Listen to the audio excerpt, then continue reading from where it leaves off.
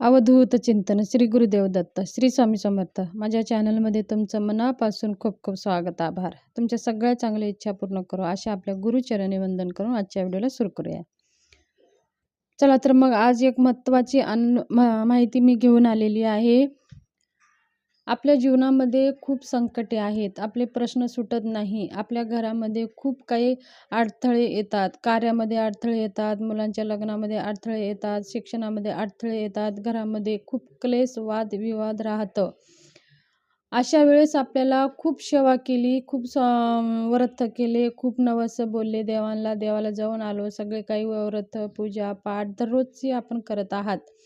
तरीही आपण सगळं चांगलं करतोय, सगळं चांगलं बोलतोय, कुणाचं वाटोळं करत नाही, कुणाशी आपण निंदा चुगली करत नाही, सगळं आपलं कार्य चांगलं आहे, सगळं आपण चांगल्या प्रकारे काम करत आहोत, चांगलंच आपलं स्वभावसुद्धा चांगला आहे, आपण कोणाशी निंदा चाडी चुगली करत नाही.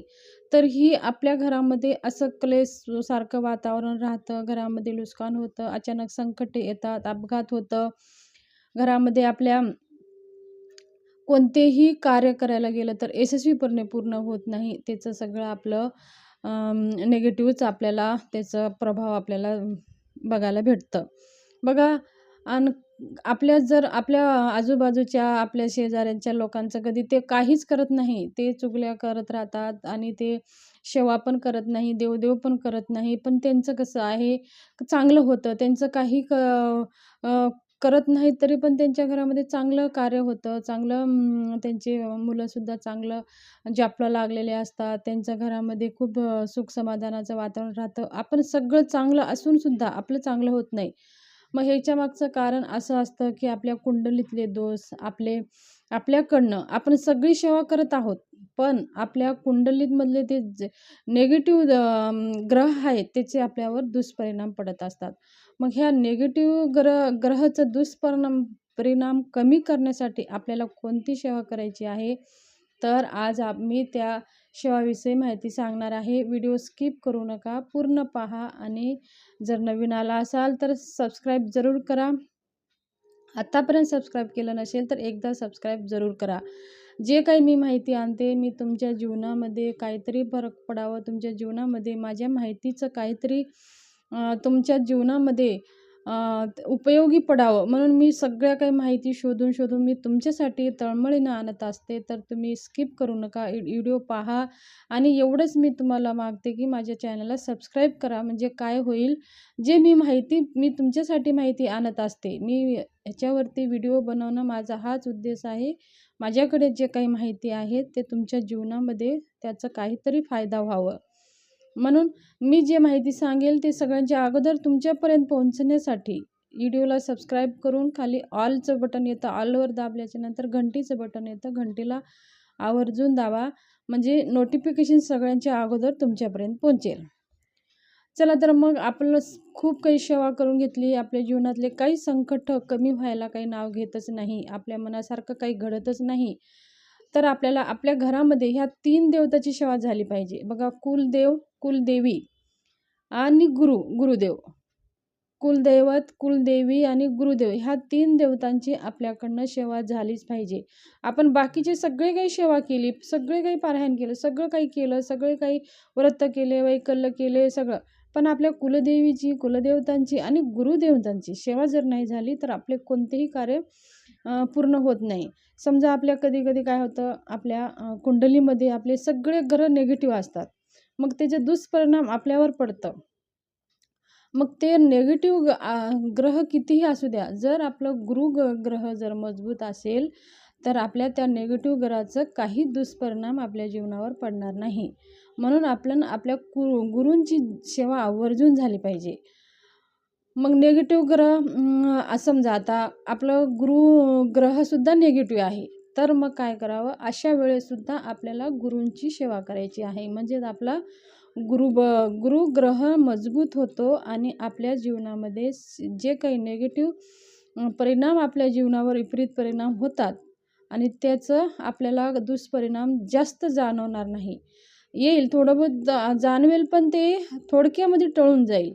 पण काय काय होतं, कोणाकोणाच्या कुंडलीमध्ये जर ग्रह दुष्परिणाम जर व्हायला लागले तर मग खूप काही त्यांना संकटाच्या समोर जावं लागतं. आणि काही काही लोकांना असं आपण पाहता की त्यांच्यावर खूप काही संकट येतात, पण ते थोड्याशा याच्यावरती निघून जातात. ह्यांचं कारण हे असतं की आपण आपलं गुरुबळ मजबूत केलेलं आहे. आपण आपल्या गुरूंची सेवा केलेली आहे. आपल्या गुरुची सेवा म्हणजे काय? आता काही लोकांना स्वामी सेवा तर करायची आहे, स्वामी मार्गामध्ये तर यायचं आहे, पण करावं काय नेमकं हेच माहिती नसतं. तर आज मी सांगणार आहे स्वामी सेवा कशी करावी. स्वामी सेवा करण्यासाठी आपल्या घरामध्ये स्वामींचा एक फोटो असायलाच हवा. छोटा असो किंवा मोठा असो, मूर्ती असेल तरी चालेल, फोटो असेल तरी चालेल. आपल्याला नित्य जशी आपण पूजा करतो, नित्य पूजा करायचं, स्वामीला विनंती करायचं आहे. आणि आपल्याला दररोज स्वामी समर्थ सारामृत कल्पवृक्ष ग्रंथ आहे, तो सारामृत 21 अध्यायाचा तो ग्रंथ आहे. त्या ग्रंथाचे नित्यनेम आपल्याला 3 अध्याय करायचे आहेत आणि 11 माळी जप करायचा आहे आणि 11 वेळेस तारक मंत्राचा जप करायचा आहे. आता ह्या सगळ्या सेवा आपल्याला करायला किती वेळ लागेल? कमसे कमी 3 अध्याय वाचण्यासाठी 5 ते 6 मिनटं, 11 माळी जप करण्यासाठी 11 मिनटं आणि तारक मंत्र जप करण्यासाठी 11 वेळेस 11 मिनटं, म्हणजे 11 20 ते 25 मिनिटाची ही सेवा आहे. बघा, काही कारणानं कोणाची छोटी मुलं आहेत, कोणाला जॉब करायचा आहे, कोणाला जॉईंट फॅमिली आहे, तर अशा वेळेस एवढं वेळ ते देऊ शकत नसेल, तर आपल्याला काय करायचं आहे? आपल्याला एक स्वामी समर्थ सारामृतांचं 1 अध्याय, 1 माळ श्री स्वामी समर्थ आणि एक वेळेस तारक मंत्र, एवढी ही जरी सेवा आपण नित्य केली तर बघा आपल्या जीवनातले सगळे काही निगेटिव्ह ग्रह आहेत ते ग्रह पॉझिटिव्ह व्हायला मदत होते आणि त्यांचं जे दुष्परिणाम आहे आपल्यावर त्याचा जास्त दुष्परिणाम होणार नाही. ही स्वामी सेवा लाखो करोडो लोकांना आलेला अनुभव आहे. आणि त्याचबरोबर आता ही आपल्या गुरुबळ मजबूत करण्यासाठी आपली सेवा झाली. मग आपण आपली कुलदेवता आणि कुलदेवी, प्रत्येक परिवारामध्ये एक कुलदेवता आणि एक कुलदेवी असतं. जसं आई आणि वडील असतात तसंच आपल्या घरामध्ये कुलदेवता आणि कुलदेवती, म्हणजे स्त्री देवता आणि पुरुष देवता. जसं आता आमचं कसं आहे, कुलदेवी आई तुळजापूरची भवानी कुलदेवी आहे आणि मसनीर हा आमचा कुलदेवता आहे. तो ते कर्नाटक एरियामध्ये येतं. तर तुमची पण आता महाराष्ट्राची कुलदेवता कोणता आहे? खंडोबाराया. आणि कुणाची आहे?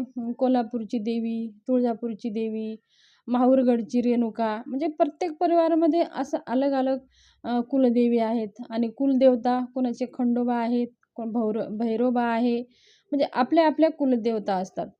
तर आपण नित्यनेमाने आपल्या कुलदेवीची आणि कुलदेवतांची सेवा झालीच पाहिजे. मग त्यांची सेवा कशी करायची? कुलदेवीची सेवा दर मंगळवारी दुर्गा सप्तशतीमधला एक पाठ वाचन करून कुलदेवीची सेवा रुजू करावी. आणि एक वेळेस आपल्याला ओम ऐं ह्रीं क्लीं चामुंडाय विच्चे ह्या मंत्राचा जप करावा आणि देवीची आरती करावी आणि देवीला विनंती करावी. हे नित्य सेवा झाली. कुलदेवतांची तुमचं खंडोबा असेल तर मल्हारी सप्तशतीमधला दररोज एक अध्याय वाचावा. मल्हारी सप्तशती मधला एक अध्याय वाचून जो बीजमंत्र आहे मल्हारी ग्रंथामध्ये दिलेला आहे, तो बीजमंत्र आपल्याला मंत्र म्हणायचा आहे 11 वेळेस 21 वेळेस. आणि आपण देवांची विनंती करायची आहे आणि खंडोबाची आरती करायची आहे. आणि खंडोबा देवाची आपल्याला दर रविवारी ही सेवा करायची आहे. दररोज नाही झाली तरी रविवारच्या रविवारी आपल्या कुलदेवांची सेवा करायची आहे. अशा प्रकारे आपण कुलदेवता आणि कुलदेवींची सेवा झाली तर आपले सगळे काही निगेटिव्ह ग्रह आहेत ते हळूहळू पॉझिटिव्ह होत जातात आणि त्यांचं दुष्परिणाम आपल्याला कमी होतं. दुष्परिणाम होतं पण ते कमी होतं, आपल्याला जाणवत नाही. सगळी सेवा तुम्ही करून पाहिली तर ही सेवा तुम्ही आवर्जून करून पहा आणि ह्या सेवामध्ये खरंच तुमचे सगळे कुंडलीतले निगेटिव्ह ग्रहाचा बिलकुल तुम्हाला त्रास होणार नाही. स्वामी सेवा आणि कुलदेवी आणि कुलदेवतांची सेवा करा. तुमच्या जीवनातलं सगळे काही संकट दूर होतात आणि तुमचं सगळं सुखमय जीवन चालू होतं.